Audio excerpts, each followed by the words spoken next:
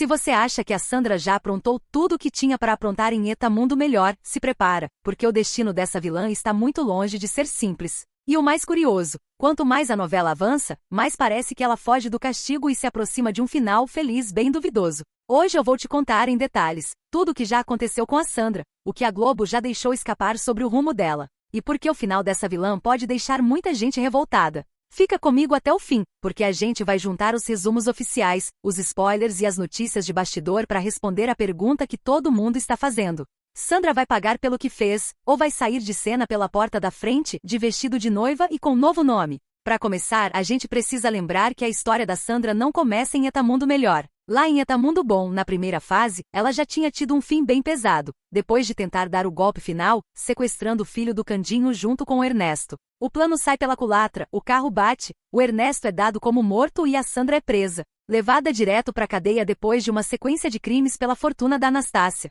Ou seja, oficialmente ela já tinha pagado na primeira parte, atrás das grades. Só que em Eta Mundo Melhor, nada é tão simples. Quando a continuação começa, a Sandra ainda segue presa, mas nem isso impede a mulher de continuar tramando. Obcecada pela herança, pela vingança e pelo Candinho, ela se reaproxima de quem? Dele mesmo, do Ernestinho, o cúmplice de sempre. Juntos, os dois retomam o plano, tirar Candinho do caminho, de preferência de forma definitiva, e colocar as mãos no que restou da fortuna. Aí vem uma virada importante. Em vez de seguir esse caminho até o fim, a novela decide fazer o quê? Sumir com a Sandra do mapa por um tempo. Ela foge da cadeia com a ajuda do Ernesto, declara amor e some no mundo. Durante um bom período, o público fica só com a informação de que eles desapareceram, deixando um rastro de destruição e um monte de gente traumatizada para trás. Mas se você acompanha os sites de novela, sabe que essa história não termina aí. A Globo começou a soltar matérias oficiais relembrando o fim cruel da Sandra na primeira novela e, ao mesmo tempo, preparando o terreno para o retorno dela na continuação.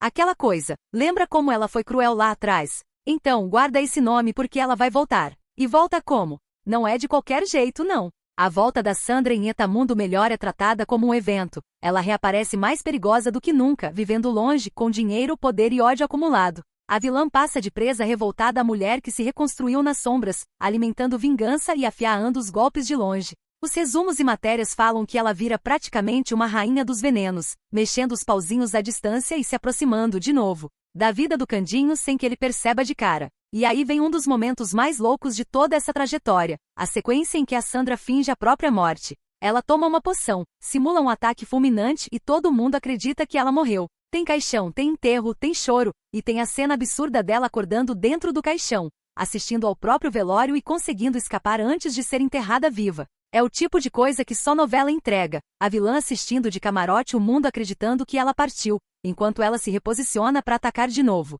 Só que não para aí. A Sandra continua envolvida diretamente em planos cada vez mais perigosos. Ela se aproxima do Ernesto, articula crimes, se mete em esquemas que colocam as vidas de Candinho e Samira em risco, interfere em armações de outras vilãs como a Zuma, e ainda encontra tempo para tentar recuperar seu trono, como grandemente por trás do caos. Tem notícia falando de atentado, tentativa de assassinato no hospital. É realmente uma escalada de maldade atrás de maldade. E aí você deve estar se perguntando, tá, mas e o destino dela na reta final? Vai ser só isso, ela atacando e fugindo? É aqui que entra a parte que muita gente não esperava. Segundo spoilers e matérias de bastidores, a novela prepara um desfecho bem diferente daquele. Vilã vai presa e paga por tudo. O que começa a surgir é um final em que a Sandra, depois de tanto fugir, consegue um tipo de final feliz, ao lado do Ernesto. Tem casamento, tem mudança de identidade, tem novos nomes, e eles simplesmente desaparecem de novo. Só que agora, com outra cara, outra vida e, teoricamente, sem contas para prestar à justiça.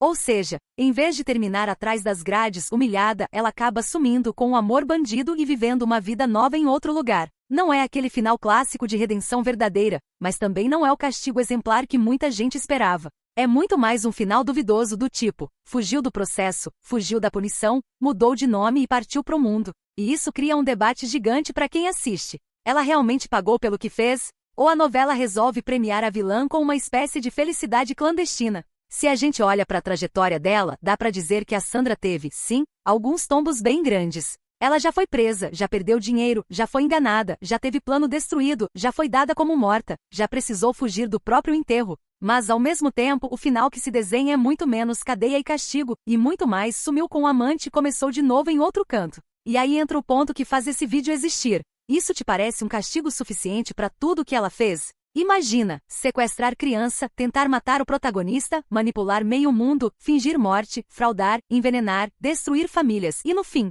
a possibilidade de se casar, assumir outra identidade e viver em paz, enquanto quem ficou para trás segue lidando com traumas, incêndios, luto, culpa, medo. Tem quem defenda que esse é um final realista. Vilão nem sempre paga, às vezes escapa. Tem quem ache interessante ver a novela brincar com moral ambígua. Mas a verdade é que para muita gente que acompanha a novela todos os dias, que se apega ao mocinho e sofre com as vítimas, esse tipo de final dá aquela sensação de ficou barato demais. Por outro lado, se a gente lê nas entrelinhas, dá pra ver um outro tipo de castigo. A Sandra nunca vai ter paz de verdade. Ela some do mapa, mas precisa viver escondida, fugindo da própria história, dependendo do Ernesto, sem poder voltar para a origem, sem poder aparecer. Não é a punição jurídica, mas é uma prisão eterna numa vida que não é dela, usando um nome que não é o dela. E é aqui que eu quero te trazer pro papo. Pra você isso é castigo, ou prêmio. Você acha que a Sandra merecia o que no final de Mundo Melhor? Cadeia, morte, redenção verdadeira ou exatamente esse final dúbio? Fugindo com o Ernesto e trocando de identidade?